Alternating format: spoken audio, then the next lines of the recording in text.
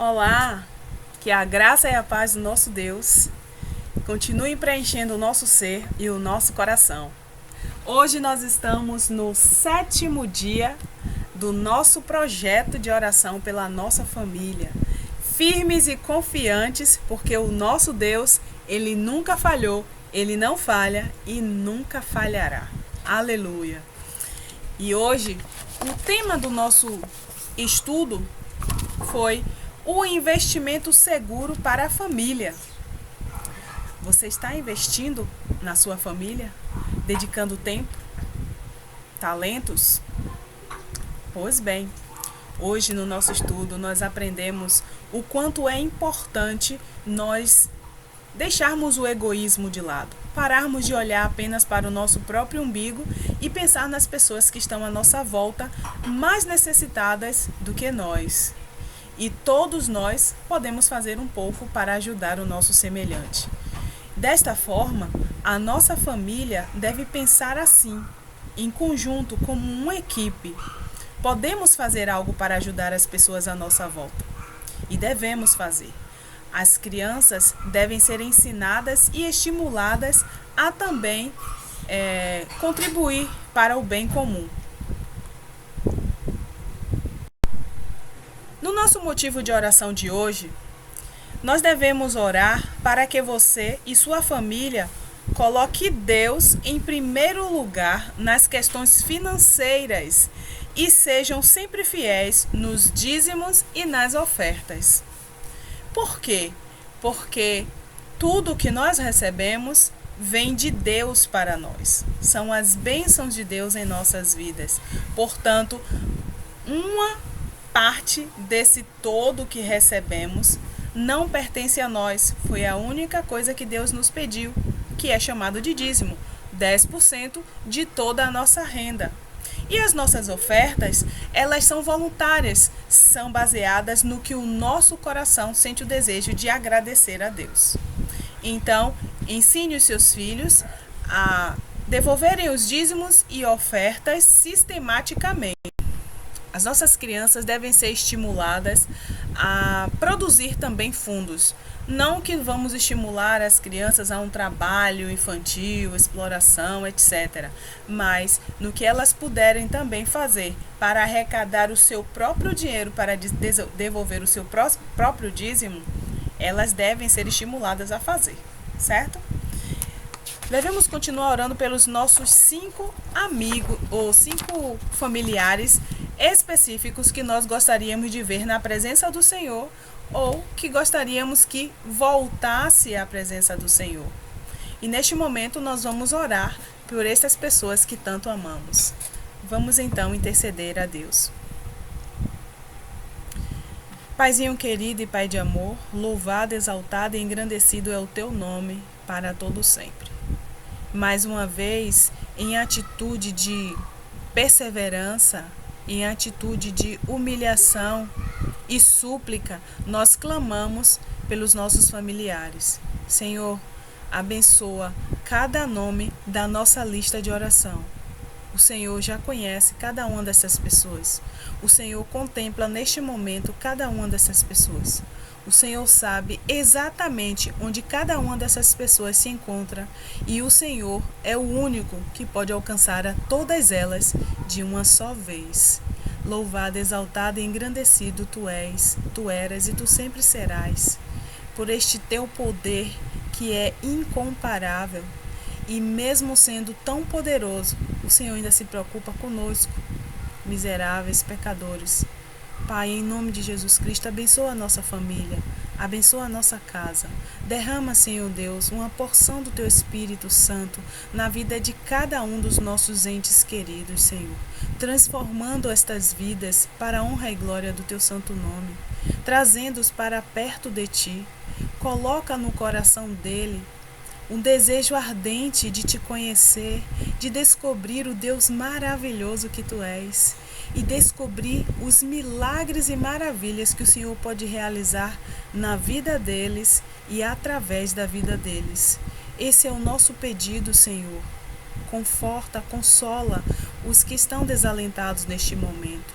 Continua com a tua mão poderosa e estendida sobre a mão de Lucilene, Marivaldo, Sival e todas as pessoas que estão recebendo estudos bíblicos, Senhor, que elas possam dia após dia sentir fome e sede das tuas verdades. Este, Senhor Deus, é o nosso pedido nesta hora e pedimos que o Senhor fale aos nossos corações através da tua palavra, em nome de Jesus. Amém. Hoje a nossa meditação está concentrada na história da família de Jacó. Em Gênesis, no capítulo 29, nós vemos o relato da história de como essa família foi construída. Sabemos que Jacó, pela sua escolha, pelo seu erro e pela mentira, seus enganos contra seu irmão, ele se afastou da sua família, foi procurar uma mulher da parentela da sua mãe e então, nessa terra longínqua, finalmente ele encontrou com uma sobrinha da sua mãe, Raquel, que havia levado o gado do seu pai para ser alimentado, né? E assim começa uma história de mais uma família. Observem o capítulo 29, no versículo 18. Diz assim: Jacó amava Raquel e disse: 7 anos te servirei por tua filha mais moça Raquel. Foi o que ele disse para o seu sogro Labão. Respondeu Labão: melhor é que eu te dê em vez de dá-la a outro homem. Fica, pois, comigo. Assim, por amor a Raquel, serviu Jacó 7 anos, e estes lhe pareceram como poucos dias, pelo muito que a amava. Disse Jacó a Labão: dá-me minha mulher, pois já venceu o prazo, para que me case com ela. Reuniu, pois, Labão todos os homens do lugar e deu um banquete. Versículo 23. À noite, conduziu a Lia, sua filha, a filha mais velha, e a entregou a Jacó, e eles coabitaram. Para a serva de Lia, sua filha, deu Labão Zilpa, sua serva. Ao amanhecer, viu que era Lia, por isso disse Jacó a Labão: que é isso que me fizeste? Não te servi eu por amor a Raquel? Por que, pois, me enganaste? Respondeu Labão: não se faça assim em nossa terra. Dar-se a mais nova antes da primogênita. Decorrida a semana desta, dar-te-emos também a outra, pelo trabalho de mais 7 anos, que ainda me servirás. Concordou Jacó, e se passou a semana desta. Então Labão lhe deu por mulher Raquel, sua filha. Para a serva de Raquel, sua filha, deu Labão a sua serva Bila, e coabitaram, mas Jacó amava mais a Raquel do que a Lia, e continuou servindo a Labão por outros 7 anos. E assim começa a história de mais uma família. E, de acordo com o relato que acabamos de ouvir, não começou nada bem. Vocês se recordam que Jacó enganou a Esaú, seu irmão? Vocês se recordam que Jacó enganou o seu próprio pai, ouvindo os conselhos da sua mãe? E agora, diante de um negócio feito com o seu sogro, ele também foi enganado. E agora foi constituído um lar que não estava de acordo com a vontade de Deus. Um lar em que havia um esposo para 2 esposas. Então, a partir daí, tudo já começa a dar errado. A família de Jacó, com certeza, não teria a bênção plena que Deus desejava compartilhar com ele. A bênção do mandamento que diz: não adulterarás. Ele foi enganado, mas nós sabemos que o que nós plantamos, nós colhemos. Nós podemos escolher o que plantar, mas nós não podemos escolher o que nós vamos colher. Assim, Lia, a mulher que não era a mulher amada e desejada de Jacó, concebeu e deu à luz a alguns filhos. E a sua irmã Raquel, muito triste, muito decepcionada, porque não podia gerar filhos, e como eu já disse, era importantíssimo gerar filhos naquela época, ficou muito decepcionada. E o capítulo 30, no primeiro versículo, diz assim: vendo Raquel que não dava filhos a Jacó, teve ciúmes de sua irmã, e disse a Jacó: dá-me filhos, senão morrerei. Então Jacó ficou irado com essa atitude de Raquel. Acaso ela estava achando que a culpa dela não ter filhos era dele? Ele achou que ela estava sendo injusta, que ele não estava no lugar de Deus para fazê-la gerar filhos. Mas ela então teve uma infeliz ideia. Já era a segunda mulher de um homem e agora ofereceu a sua serva para gerar filhos e poder dizer que ela também tinha filhos. E ela deu a sua serva a Jacó. Jacó também coabitou com a serva de Raquel, que gerou filhos para Jacó. Vendo Lia que a serva da sua irmã também gerou filhos, emprestou também a serva dela. E Jacó também coabitou com a serva de Lia. Então já são quantas mulheres aí? 4 mulheres para um homem. E desses relacionamentos múltiplos geraram assim as 12 tribos. Nós sabemos que depois de um tempo, Deus abençoou a madre de Raquel e Raquel também gerou filhos. E aí volta a acontecer o que anteriormente aconteceu na família de Isaac.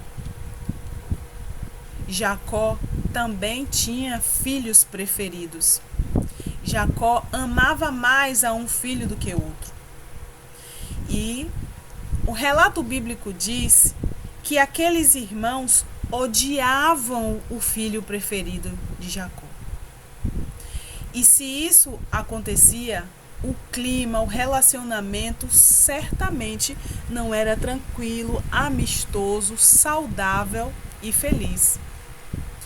E nós sabemos que os irmãos de José, que era o filho preferido de Jacó, planejaram a sua morte, que foi impedida pelo primogênito, mas ele não conseguiu impedir que os seus irmãos vendessem a José, que foi vendido, e nós sabemos exatamente o que aconteceu.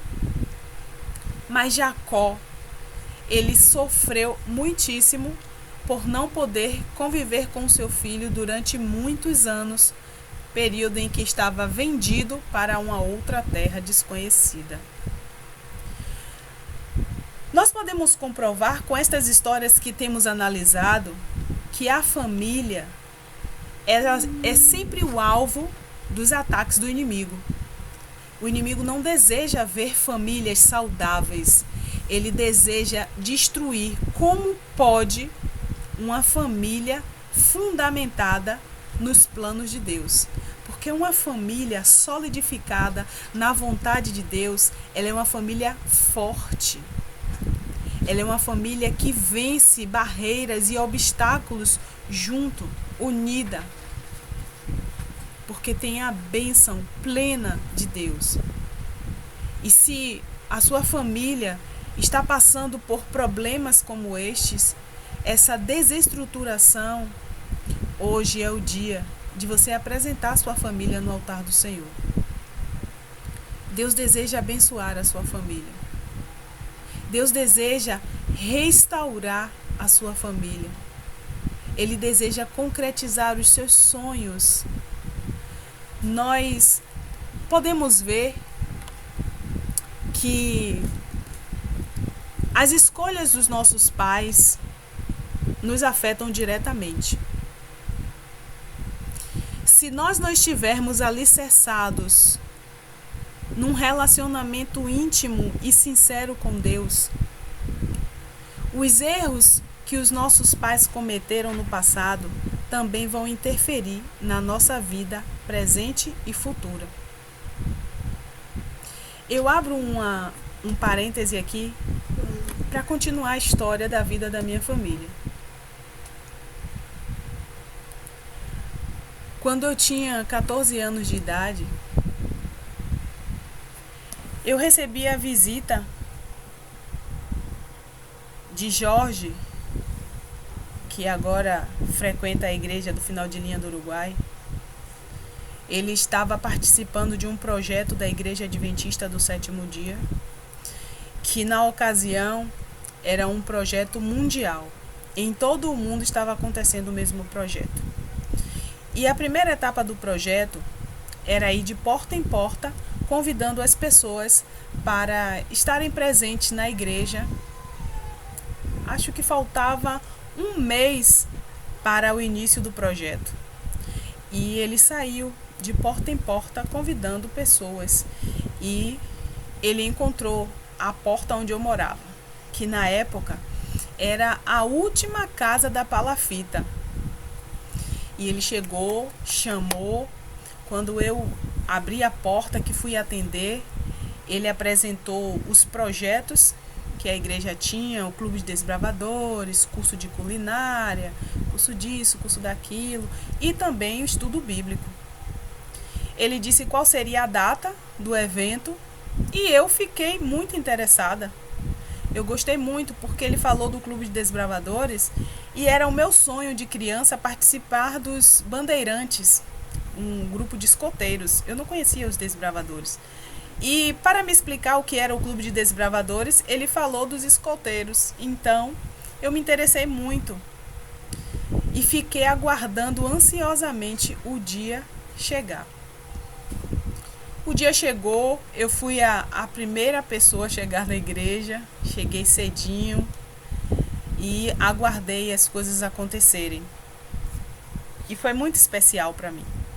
Participei de tudo, todas as noites, comecei a receber estudos bíblicos e as coisas foram mudando na minha vida. Como eu já disse, eu sou a sexta filha do casal e a minha família era muito humilde. De tal maneira que, após concluírem os estudos bíblicos, foi marcado um batismo e eu aceitei o batismo. Porque eu já havia passado por algumas outras igrejas. Já havia sido católica, já havia passado pela igreja batista, e eu falo respeitosamente por disso, né? Nunca fui membro da igreja batista. Eu só ia com as minhas coleguinhas, assistir o culto e saía. Já havia passado pela Assembleia de Deus, onde eu fiquei alguns meses, ou talvez mais de um ano, fazia parte da classe dos adolescentes, participava dos eventos evangelísticos que aconteciam na rua, e eu gostava muito de participar. E já havia participado também da Igreja Cristã Maranata, como eu disse em alguns dias anteriores. Mas, quando eu comecei a frequentar a Igreja Adventista, foi tudo muito diferente. Porque a primeira coisa que eles fizeram foi colocar a Bíblia na minha mão. E ninguém nunca antes tinha feito isso. A primeira vez que eu peguei uma Bíblia e fui estudar temas relevantes sobre o que é a Bíblia, quem escreveu a Bíblia, quem é Deus, quem sou eu, de onde eu vim, para onde eu vou, a volta de Jesus, o perdão, o pecado, o bem, o mal.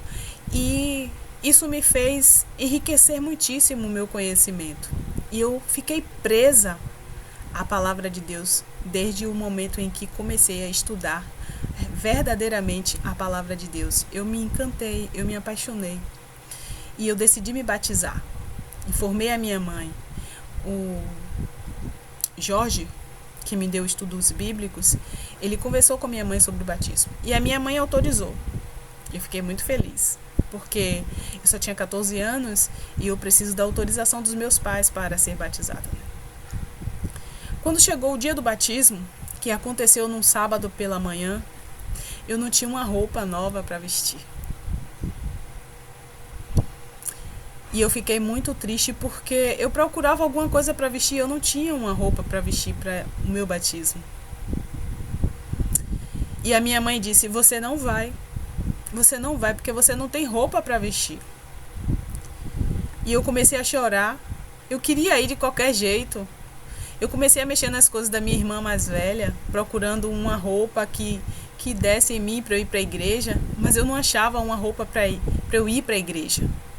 Finalmente eu encontrei uma pantalona dela, que foi de uma formatura que ela participou, e eu disse: aqui tem uma roupa, mas a minha mãe não deixou eu ir, porque eu não tinha uma roupa adequada para ir. Como as pessoas viram que eu demorei de chegar, Silvana, que era quem mais andava comigo na época, Silvana percebeu a minha demora e foi à minha casa perguntar por que eu ainda não tinha chegado na igreja. E quando chegou lá, ela me encontrou chorando. E eu disse: mãe, não deixou eu me batizar porque eu não tenho roupa. E aí Silvana ficou triste, preocupada, saiu dali correndo, foi para a igreja. Chegou na igreja, conversou com o Jorge o que estava acontecendo. E daqui a pouco quem chega lá em casa? Jorge, Simone e o evangelista.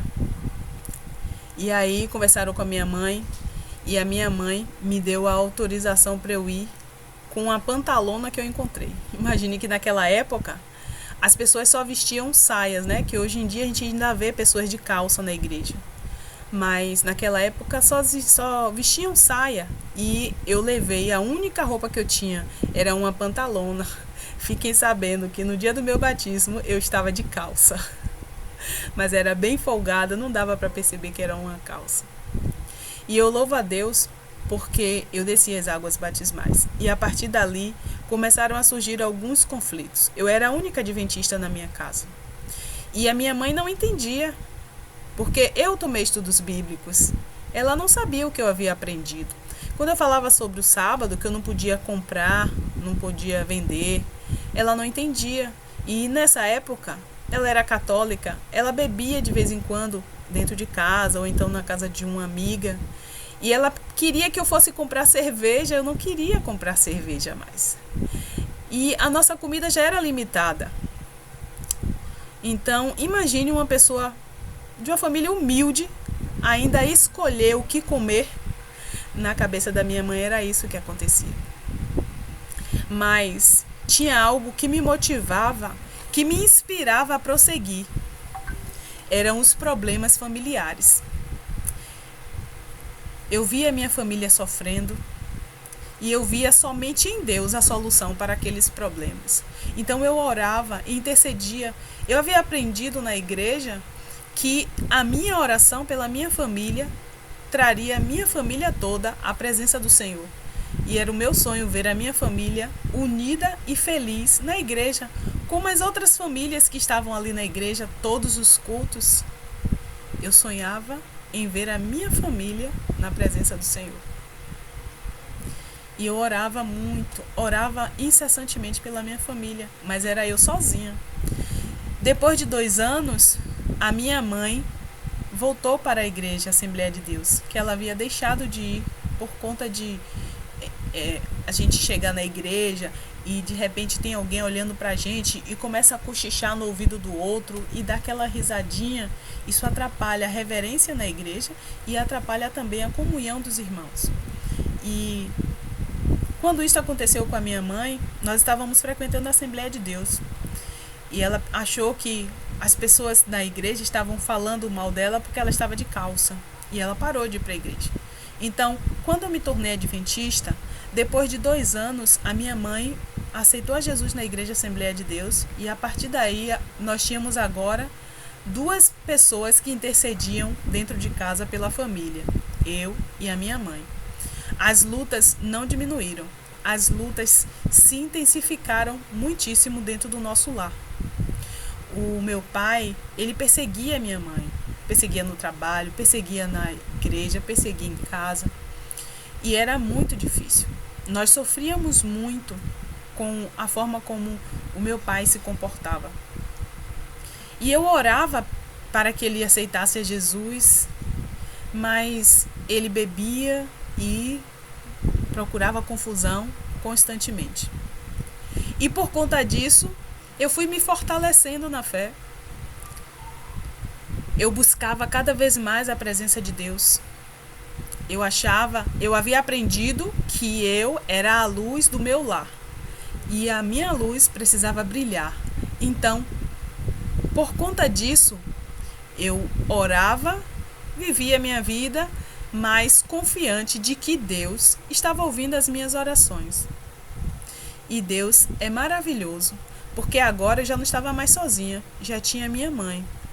E depois de um tempo, a minha irmã do meio também aceitou a Jesus.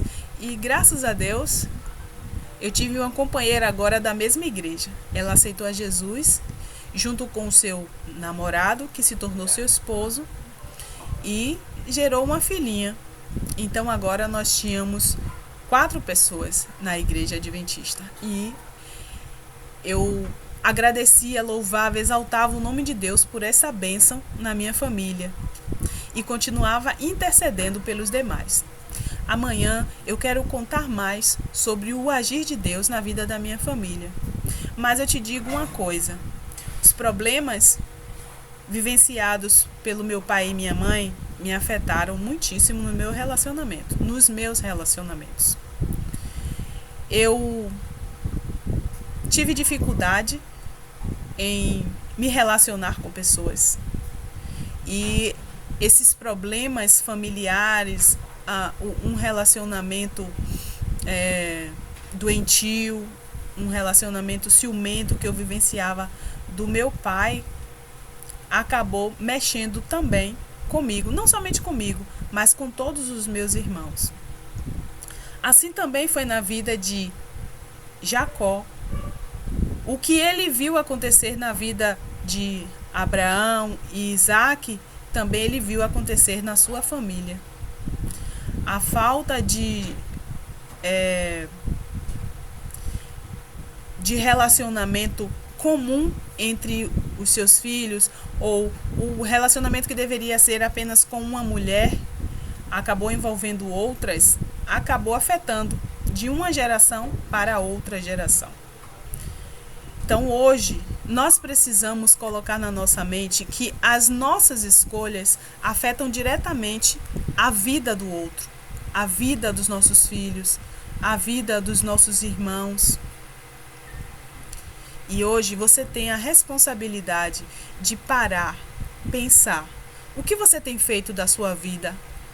O que você tem feito com a sua família? Você tem orado e intercedido pela sua família? Você crê que a sua família será uma casa de bênção? Você crê que a sua família servirá ao Senhor? Se você não crê nisso, eu te convido neste momento a orar ao Senhor. Peça ao Senhor que te dê fé, que te dê convicção para alcançar os propósitos que não são somente seus, são os propósitos de Deus também para a sua vida e para a vida da sua família. E você é o escolhido para ser a luz da sua casa. Vamos orar neste momento. Paizinho, nós te agradecemos, porque sabemos que no Senhor nós podemos confiar.